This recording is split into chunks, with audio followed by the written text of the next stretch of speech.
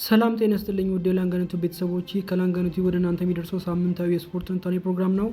በዛሬ ፕሮግራማችን ስለ ጄደን ሳንቾ አንዳንድ ነገሮችን እናነሳለን። አብራችሁን ቆዩ። ስለ ጄደን ሳንቾ እንዳነሳ ያደረገኝ ሰሞኑን ሰምታችሁ ትሆናል፣ አንዳንድ ሪፖርቶች እየወጡ ነው። በተለይ ዘ አትሌቲክ ይዞት የወጣው መረጃ ብዙዎቹን አስገርሟልና ይህም ሪፖርት ምንድነው? እንደምታስታውሱት ጄደን ሳንቾ ወደ ቼልሲ ሄደበት የውሰት ዝውውር ነበር። ግን ደግሞ የውሰት ዝውውሩ ላይ የነበረ የሆነ ስፔሻል ውል ነበርና ያ ውል ምን ይላል መሰላችሁ? ቼልሲ ለዩናይትድ 25 ሚሊዮን ፓውንድ ከፍሎ ግዴታ መግዛት አለበት ማለት ነው። ኦብሊጌሽን ቱ ባይ ሚል ክሎዝ ነበረው ማለት ነው። እና ይሄ ኦብሊጌሽን ቱ ባይ ደግሞ አብዛኛው ሰው በቃ ወደ ዩናይትድ እንደማይመለስ እርግጠኛ ሆኖ ነበር ጄደን ሳንቾ ማለት ነው። ምክንያቱም ካያችሁም ወደ ቼልሲ ከተጓዘ በኋላ ፐርፎርም እያደረገ ስለነበረ በቃ ቼልሲ 25 ሚሊዮን ፓውንድ በቃ ባርጌን ነው በጣም ተጠቀመ ምናምን ሲባል ነበረ በጊዜው ማለት ነው።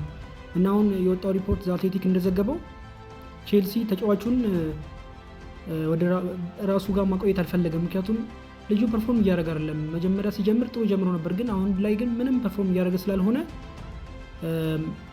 በውላቸው መሰረት የቅጣት ብር ከፍሎ የቅጣት ገንዘብ ከፍሎ ተጫዋቹን ወደ ዩናይትድ ለመለስ እያሰበ ነው። እና ይህን ሪፖርት በማንሳት ይህን ሪፖርት መሰረት በማድረግ አንዳንድ ነገሮች ስለ ሳንቾ እናወራለን ማለት ነው። ካስታውሳችሁ የቼልሲ አጀማመሩ ጥሩ ነበረ። ምክንያቱም በተለይ ደግሞ አብዛኛው ሰው ትዝ ይሏል ብዬ የማስበው ቼልሲ ከቶተንሃም ጋር በሚያደርገው ጨዋታ ትዝ ካላችሁ፣ ቼልሲ ከቶተንሃም ጋር ባደረገው ጨዋታ ቼልሲ 2-0 እየተመራ ነበር ፈርስት ሃፍ። እና ለንደን ላይ ከሄዳችሁ ደግሞ ትልቁ የቼልሲ ትልቅ ራይቫል የሚባለው አሁን ሀገራችን ላይ ቼልሲ በቃ ብዙ ጊዜ አሁን ቼልሲ ከትልቅ ቲም ጋር ብለን ስናስብ ቼልሲ ከዩናይትድ ጋር፣ ቼልሲ ከአርሰናል ጋር ሲጫወት ነው እንደ ትልቅ ጨዋታ የምናየው። ነገር ግን ለንደን ላይ ብትሄዱ የቼልሲ ትልቁ ራይቫል የሚባለው ቶተንሃም ነው። እና ከቶተንሃም ጋር እየተጫወተ ባለበት ጊዜ ቼልሲ 2-0 ይመራ ነበር በፈርስት ሃፍ። እና 2-0 እየተመራ ካምባክ የሰራበትን ጨዋታ ካስታውሳችሁት ለዚህ ካምባክ ምክንያቱ ትልቁ ሚና የተጫወተው ሳንቾ ነበር። እና የቼልሲ ደጋፊዎች እዛኔ በጣም ኤክሳይትድ ነበሩ። የዩናይትድ ደጋፊዎች በእርግጥ ይተቹት ነበር ሶሻል ሚዲያ ላይ፣ በዋና ሚዲያዎችም ብዙ ነገሮች ክሪቲክስ ይቀርብበት ነበር። ነገር ግን የቼልሲ ደጋፊዎች ደግሞ ማንም አንሳም ብለው ነበር በጊዜው። ምክንያቱም ልጁን ሲያዩት ፐርፎርም እያደረገ ነው። ኤንዞ ማሬስካም በጊዜው የሰጠው አስተያየቱን ነበረ ሳንቾ እንደዚህ እንዲጫወት እንዲታረከው ሲባል በቃ ሳንቾ የሚፈልገው ፍቅር ነው፣ ፍቅር ከሰጣችሁት ፐርፎርም ያደርጋል ብሎ ቴናግ ላይ ያው ትችት መሰል ነገር አንስቶ ነበር በጊዜው ማለት ነው። ነገር ግን ከዛ በኋላ አንዳንድ ትንሽ ጨዋታዎች ላይ ቢያንስ 4 ጨዋታ 5 ጨዋታ ላይ ፐርፎርም ካደረገ በኋላ በተከታታይ ከቦክሲንግ ዴይ ጀምሮ እስካሁን ድረስ አስቡት እንግዲህ አሁን ማርች ነው ያለው አይደለ? ማርች ላይ ደርሰን እንኳን ከቦክሲንግ ዴይ እስከ ማርች ድረስ አንድ ኢላማውን የጠበቀ ሙከራ ብቻ ነው ማድረግ የቻለው። ይሄ ደግሞ እሱን ለሚያክል ተጫዋች ወይም ደግሞ ለሱ ፖቴንሻል ላሉት ተጫዋች በጣም የሚያሳፍር ውጤት ነው። የሚያሳፍር ሙከራ ቁጥራዊ መረጃ ነው ማለት ነው። እና ለምን አንደር ፐርፎርም አደረገ ብለን እስቲ ምክንያቶችን እንጥቀስ። ሜቢ ታክቲክ ሊሆን ይችላል። ሜቢ ምክንያቱም አሁን ቼልሲም ስትረግል እያደረገ ነው። እሱ ብቻ ነው አይደለም ስትረግል እያደረገ ያለው። ቼልሲ ደግሞ መጀመሪያ ሲዝን ሲጀምር የት ነበረ ካስታውሳችሁ? በጣም በቃ ፍሉሪቲ ያለው ቲም፣ በጣም አታኪንግ ፉትቦል የሚጫወት ቲም። የዛኔ እንደው በጣም ችግር የነበረበት በረኛና ዲፌንስ ላይ ነው ያን መጠራጠር የነበረው ሰዎች ጋር ማለት ነው እንጂ በጊዜው ታይትል ኮንቴንደር ነው ተብሎ በብዙዎች ግምት ተሰጥቶት ነበርና ስለዚህ ሜቢ የታክቲክ ችግር ይሁን አጫወቱን ተጫዋቾች አግኝተውበት ይሁን ወይ ደግሞ ግዴለሽ ሆኖ ይሁን ወይ ደግሞ የማሬስካም ችግር ሊሆን ይችላል። እነዚህ ሁሉ ፖሲቢሊቲዎች ናቸው። ግን ካያችሁት ከዚህ ብዙ ጊዜ አሁን ሳንቾን በተመለከተ ዩናይትድም እያለ ዶርትመንድም እያለ ቼልሲም ከመጣ በኋላ አብዛኛው ሰው ኤክስኪውዝ ማግኘት ይፈልጋል። በቃ ለሱ ኤክስኪውዝ ማቅረብ ይፈልጋል። የታክቲክ ችግር ነው፣ የአሰልጣኝ ችግር ነው፣ የክለብ ካልቸር ችግር ነው። ብዙ ምክንያቶች ፐርሰናል ላይፉ ላይ እንደዚህ አይነት ነገር አለ፣ ሜንታል ስታትሱ ልክ አይደለም። ግን ደግሞ የሆነ ጊዜ መጠየቅ መቻል አለበት። ምክንያቱም እሱ ፐርፎርም እያደረገ አይደለም። ተመልከቱ እንግዲህ ሪፖርቶች በተደጋጋሚ የተለያዩ ሪፖርቶች ወጥተዋል። ዶርትመንድ እያለ የዲሲፕሊን ችግር ነበረበት፣ ዩናይትድ እያለ የዲሲፕሊን ችግር ነበረበት፣ ኤርሊ ኤጅ ላይ አካዳሚ እያለ የዲሲፕሊን ችግር ነበረበት። ምክንያቱም ማንሲቲ እያለ አካዳሚ ላይ ፔፔ ዛኔ ስላልወደደው ወደ ዶርትመንድ ያመራው። ስለዚህ ይሄ ሁሉ ችግር እያለበት አፍተር ኦል ተጠያቂ መሆን አለበት። ሪስፖንሲቢሊቲውን እሱ መውሰድ አለበት። ሁሉ ጊዜ ለሱ ኤክስኪውዝ መፈለግ ጥሩ ነው ብዬ አላስብም እኔ። የሆነ አት ሰም ፖይንት እሱ ተጠያቂነት ሊኖር ይገባል ማለት ነው። እና አንዳንድ ሰዎች ደግሞ ምን ያነሳሉ መሰላችሁ? በቃ ሳንቾ ለፕሪሚየር ሊግ የሚሆን ተጫዋች አይደለም ይላሉ። ይሄ ሰምሃው የሆነ ፖይንት አላቸው። ምክንያቱም ፕሪሚየር ሊግ እና ቡንደስሊጋ በምናወዳድርበት ጊዜ በጣም የተለያየ ፉትቦል ነው የሚጫወቱት። አሁን ፕሪሚየር ሊግ ላይ ፈጣን ነው፣ ጉልበተኛ መሆን አለብህ፣ ቻርጅ ፕረስ ማድረግ አለብህ፣ በጣም ወርክ ሬት አሪፍ ሊሆን ይገባል። ቡንደስሊጋን ካያችሁ ውስጥ እንዴት ነው? አሁን ለምሳሌ ቲሞ ቨርነር እያለ እዛ እንዴት ነው በጣም ብዙ ጎሎችን አስቆጥሮ ብዙ ቻንስ ክሬት አድርጎ ብዙ ለጎል የሚሆን ኳስ አቀብሎ በጣም እንደ ትልቅ ተጫዋች ነበር ኤክስፔክት ተደርጎ ቼልሲ የመጣው። ግን ቼልሲ ከመጣ በኋላ ፐርፎርም ማድረግ አልቻለም። ግን ጀርመን ቡንደስሊጋ እያለ እንዴት ነው በጣም ብዙ ጎሎችን አስቆጥሯል። ያ ምንድን ነው ምክንያቱ?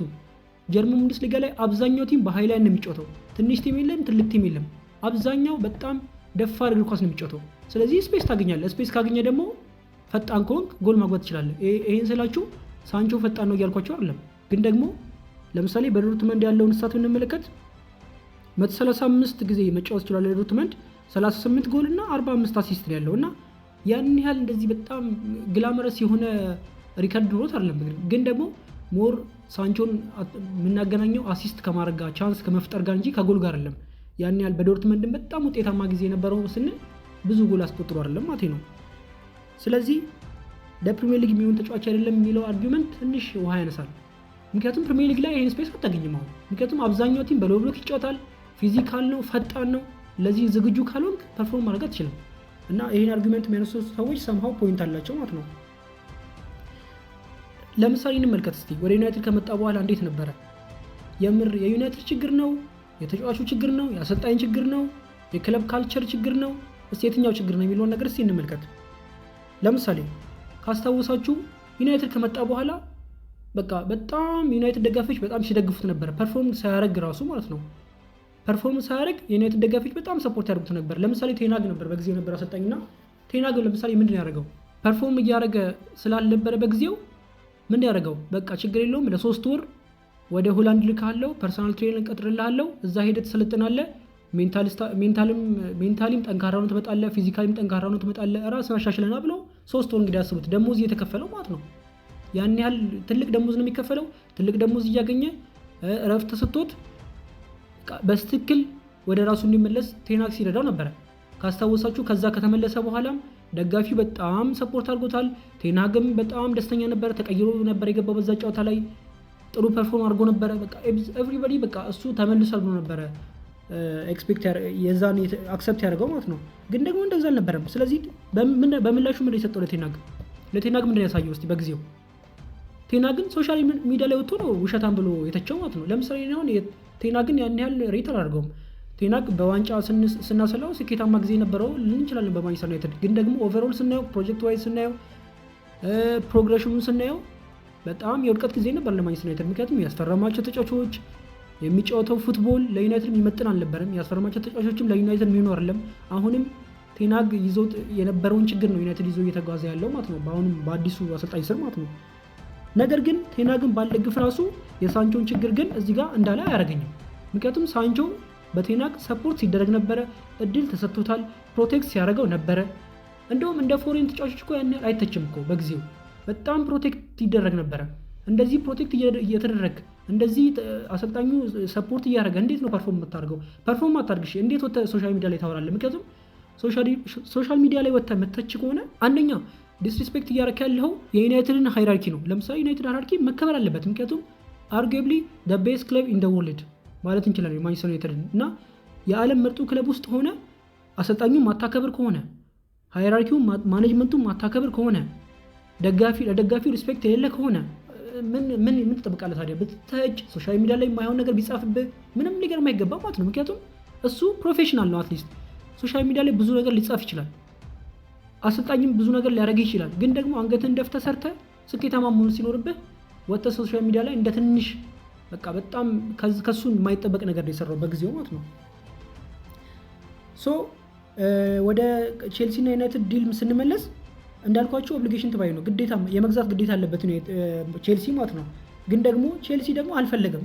በቃ ምን ያርግ ታዲያ? ምክንያቱም ልጁ መጀመሪያ ቁማር ነው የቆመረው። በቃ ይሳካለታል፣ እኛ ጋር መጥቶ የተለየ ኢንቫይሮንመንት ነው። ዩናይትድ መጥፎ ኢንቫይሮንመንት ስለነበረ እኛ ጋር መጥቶ ጥሩ ነገር አድርገንለት ከማሬስካ ጋር ይሳካለታል ብሎ ነበር ያሰበው። ግን ደግሞ አሁን ሳይሆን የሚሆን ነገር አይደለም። ስለዚህ ምን አደረገ? አሁን የሚወጣው ሪፖርት እውነት ከሆነ ማለት ነው ከ8 እስከ 10 ሚሊዮን ፓውንድ አስቡት እንግዲህ ከ8 እስከ 10 ሚሊዮን ፓውንድ ከፍሎ ወደ ዩናይትድ መመለስ ይፈልጋል። ይሄ ማለት ኪሳራ ማለት ነው ለቼልሲ። ግን ደግሞ ተጫዋቹ የእነሱ ችግር እንዲሆን አልፈለጉም ወደፊት። ስለዚህ ምን ያህል ገንዘብ ሉዝ እንደሚያደርጉ አስቡት። ግን ደግሞ ዩናይትድ ይቀበላል አይቀበል የሚለውን ነገር አብረን የምናየው ይሆናል ማለት ነው። ወደ ዩናይትድ ይመለሳል ብለን ካሰብን በእርግጠኝነት ምነግራችሁ ወደ ዩናይትድ የሚመለስበት ምንም መንገድ የለም። አንደኛ መመልከት ያለብን ማንን ነው? ሩበን አሞሪም ከመጣ በኋላ ዲሲፕሊን ላይ በጣም ስትሪክት መሆኑን ያየነው አስቡት እንግዲህ። ማርከስ ራሽፎርድ የዩናይትድ አካዳሚ ውጤት፣ የዩናይትድ ምርጥ ተጫዋች ተብሎ በብዙዎች እንግዲህ እሳቤ የሚደረግ ነው እና እሱን እንኳን አራራለትም። የዲሲፕሊን ችግር አለበት፣ ወርክ ሬቱ ትንሽ ነው፣ ትሬኒንግ ላይ ጥሩ ነገር አያሳይም፣ ያረፍዳል። በቃ በአጠቃላይ ብዙ ችግር ነበረበት ማርከስ ራሽፎርድ እና ራሽፎርድን እንኳን ፕሮዳክቲቭ የሆነ ተጫዋች አትሊስት እኮ ራሽፎርድ ጎል ያገባልሃል፣ አሲስት ሊያደርግልህ ይችላል።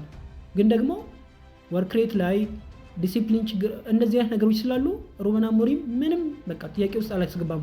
ወዴት ነው የላከው? ወደ ቪላ ነው የላከው። በውሰት መመለስ አይችልም ብሎ ማለት ነው። ስለዚህ ሳንቾም እርግጠኛውን የምነግራችሁ ወደ ዩናይትድ የሚመለስበት አንዳችም የሆነ እድል ይኖራል ብዬ አላስብም ማለት ነው። ሶ እዚህ ጋር ግን መርሳት የሌለብን ነገር ብዙ አሁን ሳንቾን ተቸን። አዎ ትክክል ነን፣ መተቸት አለብን። ምክንያቱም ልጁ ዶርትመንድ ላይ ነበረ፣ ማንሲቲ አካዳሚ ነበረ፣ ዩናይትድ ነበረ፣ ቼልሲ ነው አሁን ደግሞ ያለው። እንዳለ ስንመለከት በእያንዳንዱ ክለብ ሪፖርቶች ስናይ የዲሲፕሊን ችግር ነበረበት። ሜዳ ላይ ፐርፎርም አያደርግም። እኔ ይመስለኛል ብዙ ጊዜ ይሄ ልጅ ኤክስትራ ሞቲቬሽን ይፈልጋል የሆነ ነገር።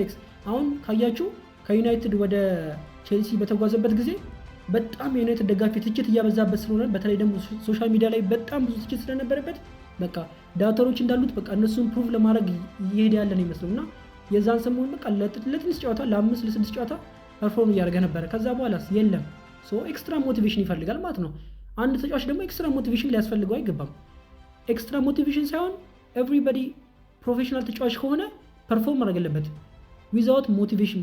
አትሊስት ሞቲቬሽን ሊኖር ይገባል፣ ግን ኤክስትራ ሞቲቬሽን አያስፈልግህም። ሁል ጊዜ ስራህ ነው የሚከፈልህ ነው እንጀራህ ነው። ስለዚህ ፐርፎርም ማድረግ አለብህ ማለት ነው። ኤክስትራ ሞቲቬሽን የሚፈልግ ተጫዋች ነው ብዬ አምናለሁ። እና እዚህ ጋር ግን እንዳልኳችሁ ሳንቾ እንደተቸ ነው። ዩናይትድ ላይ ግን እዚህ ጋር ብሌም አለ። ለምሳሌ ምክንያቱም ዩናይትድ ለምሳሌ በጣም የዩናይትድ ትልቁ ባለፉት ዓመታት ትልቁ ችግር ብዬ የማስበው በናሽናል ቲም ላይ ዶሚናንስ ለመያዝ ብሎ እንግሊዛዊ ተጫዋቾችን በጣም ለማብዛት። ምክንያቱም እንዳልኳችሁ ናሽናል ቲም ላይ የማንቸስተር ዩናይትድ ተጫዋቾች እንዲበዙ ዩናይትድ በናሽናል ቲም ላይ ፕሬዘንስ እንዲኖረው በሚል ብዙ እንግሊዛውያን ተጫዋቾችን ሲያስፈርም ነበረ። ነገር ግን ማጥናት ያለበት ምንድን ነው? አሁን አንድ ተጫዋች ስካውት የምታደርግ ከሆነ ዲሲፕሊኑን ታጠናለ፣ ላይፍ ስታይሉን ታጠናለ፣ ፕሮፌሽናል ህይወቱን ታጠናለ። ቴክኒካል ዋይዝ ምንም ጥያቄ የለውም፣ ልጁ ታለንትድ ነው። ግን ደግሞ ታለንት ለብቻው በቂ አይደለም። ፐርፎርም ካደረግ ወርክ ሬት ከሌለ፣ በሞደርን ፉትቦል ደግሞ ፕረስ ማታረግ ከሆነ፣ ለቲም ማትለፋ ከሆነ፣ ሊደርሺፕ ኳሊቲ ከሌለ በጣም ሰርቫይቭ ማድረግ ከባድ ነው።